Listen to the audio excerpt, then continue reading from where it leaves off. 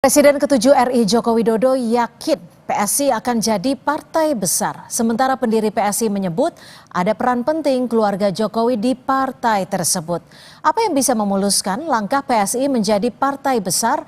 Kami akan membahas bersama Ali Muthohirin, juru bicara DPP PSI dan Direktur Eksekutif Carta Politika, Mas Yunarto Wijaya. Selamat petang Mas Ali, Mas Toto, terima kasih sudah bergabung bersama kami di Kompas Petang. Saya langsung ke Mas Ali. Mas Ali, ini Pak Jokowi sudah dipastikan ya jadi Dewan Pembina PSI? Terima kasih Mbak Cynthia, selamat sore Bang Yun. Jadi untuk kepastiannya masih belum, karena dalam Kongres, kebetulan saya juga SC dari awal memimpin sidang, belum ada keputusan bahwa Pak Jokowi resmi akan menjadi Dewan Pembina. Namun dalam Kongres kita putuskan bahwa susunan dari Dewan Pembina sudah ada, ketum, sekjen nanti menjadi anggota, para pendiri 2 orang, dan kemudian ada 1 dari perwakilan DPW PSI yang menjadi Dewan Pembina. Nah, nanti itu yang akan menggodok, membincang siapa ketua Dewan Pembinanya. Nah, begitu Mbak. Jadi belum ada kepastian apakah Bapak Jokowi menjadi ketua Dewan Pembina atau kemudian memberi semangatnya ke kita secara Menunggu keputusan siapa nih untuk memastikan Pak Jokowi akan jadi ketua Dewan Pembina atau tidak, musyawarahnya dalam bentuk apa dan kapan sekiranya keputusan tersebut?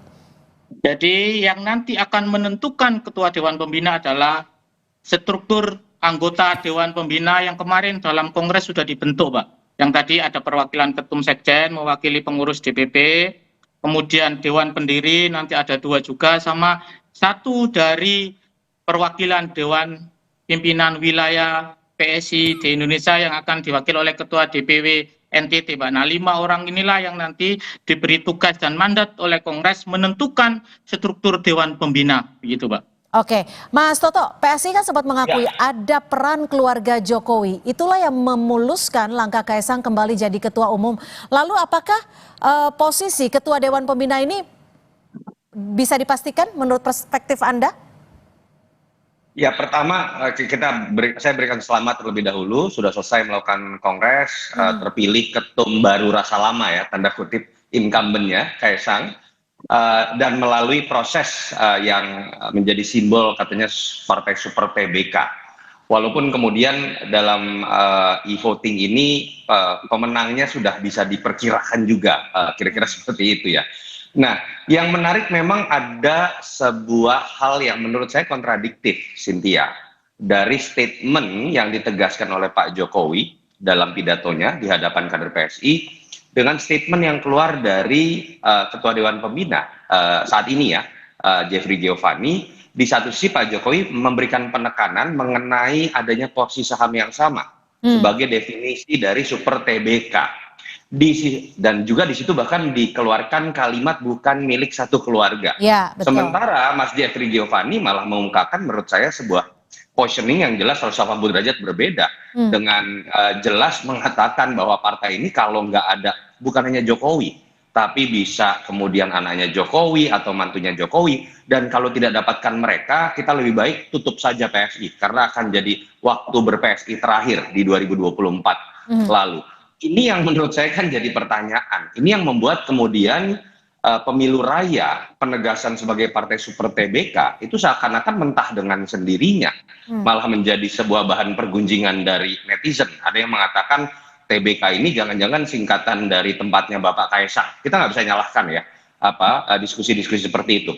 Artinya ini kan akan masuk kepada positioningnya yang seperti apa sih PSI? Saya terus terang berteman sekali dengan teman-teman PSI pada saat awal-awal pendirian PSI. Saya diundang beberapa kali. Termasuk Mas Jeffrey ya?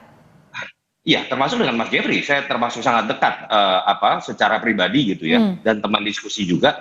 Saat itu saya ingat sekali yang menjadi penekanan PSI adalah partai progresif, partai anak muda, partai yang berbicara mengenai pluralitas. Itu yang tercermin dari bunga mawar, lalu kemudian juga warna merah dan lain-lain. Belakangan kan jelas ada perubahan positioning. Ingin menjadi partai yang mengusung Jokowisme. Oke, sekarang nah katanya lalu menjadi begini, partai seperti MK. pertanyaannya adalah bagaimana mewujudkan antara keinginan dari Partai Solidaritas Indonesia yang dulu seperti Mas Toto sampaikan adalah partai yang progresif, tapi saat ini Jokowi memiliki keyakinan berbeda. Tapi kita jawab usai jeda, tetap bersama kami di Kompas Petang. Anda masih bersama kami, saya mau tanya sedikit singkat saja Mas Toto. Artinya Anda ingin menyimpulkan bahwa PSI saat ini punya idealisme yang berbeda, kalau dulu progresif sekarang terbuka? Singkat saja. Saya bukan mengatakan terbuka ya, ada yang kontradiktif istilah saya, Cynthia. Oke. Kalau partai anak muda, dia seharusnya jauh dari yang namanya dinasti politik. Kalau dia partai yang progresif, harusnya dia tidak terikat hanya pada satu keluarga seperti penegasan. Oke, ditahan sampai di situ. Itu poin saya. Oke, ditahan sampai di situ. Gimana, Mas Ali? Tidak terikat sama satu keluarga, tapi ini kan isunya sudah kencang sekali nih. Pak Jokowi akan menjadi Ketua Dewan Pembina PSI. Mas Kaisang, Ketua Umumnya. Di Kongres ini kita sudah deklarasi sebagai partai super terbuka, tentu dengan masuknya dan terpilihnya kembali Mas Kaisang, ini kan meyakini bahwa Mas Kaisang ini menjadi sumber pengikat kita, sumber persatuan kita, sekaligus sumber semangat kita. Nah, soal Pak Jokowi bahwa kita menginginkan ada semangat dan kontribusi Pak Jokowi di Republik ini kita tularkan kepada kader-kader PSI, sehingga masuk tidaknya Mas Jeffrey setuju dengan itu? Semangatnya dari Pak Jokowi inilah yang kemudian kita hadirkan di tengah kader-kader PSI, Pak. Jadi bukan Mas soal Jeffrey sosoknya setuju Pak dengan Jokowi, itu, Mas Jeffrey Giovanni? Setuju dengan itu?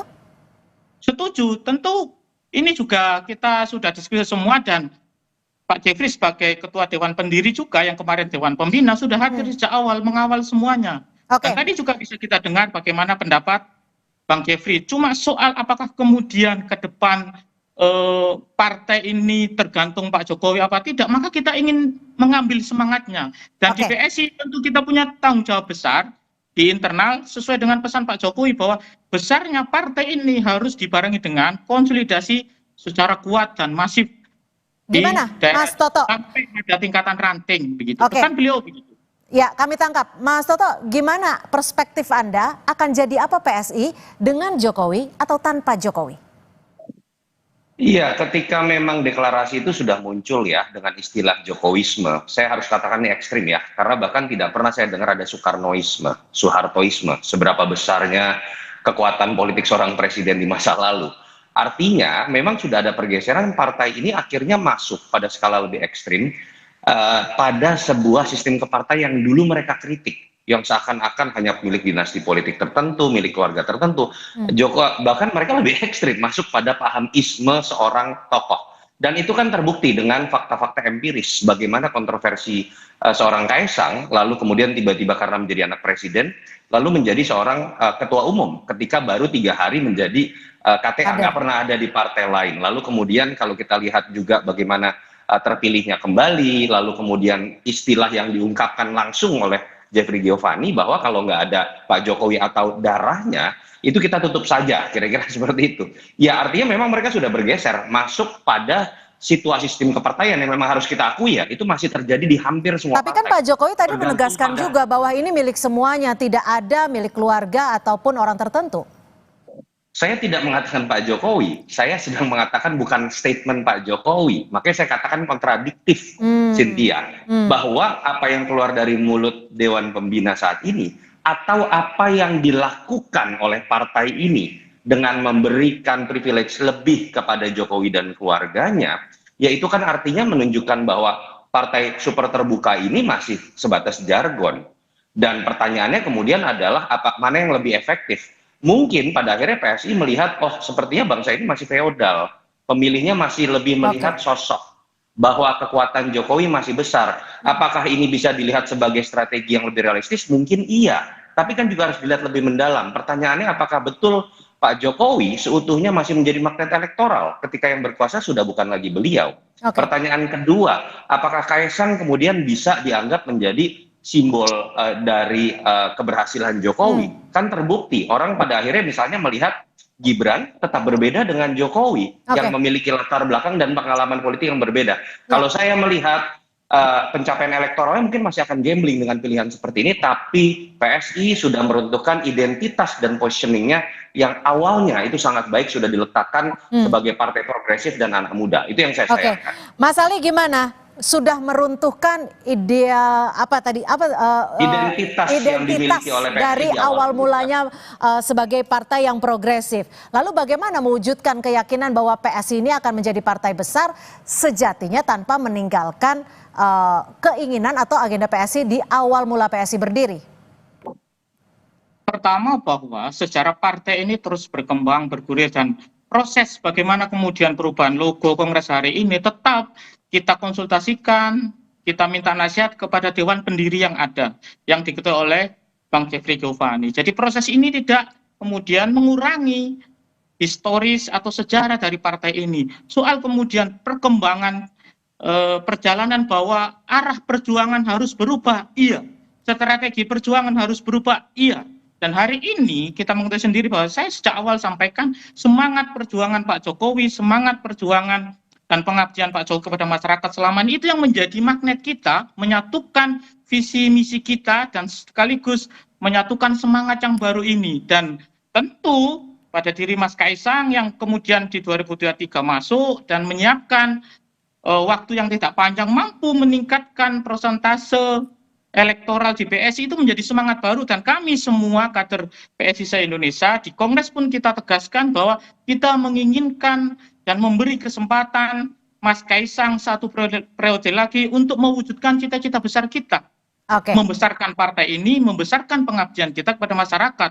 Nah, soal apakah nanti kemudian skemanya kita atur bareng-bareng, kita siapkan bareng-bareng sesuai dengan perintah Pak Jokowi ketika memberikan pesan kebangsaan bahwa harus ada penguatan struktur sampai ke desa-desa. Artinya ini yang selama berarti ini perintah Pak Jokowi jadi salah satu yang terpenting ya. Terima kasih Mas Ali Muthahirin, juru bicara DPP PSI. Dan terima kasih Mas Toto atas perspektifnya sore hari ini. Terima kasih Cynthia. Terima kasih. Bang Yunarto.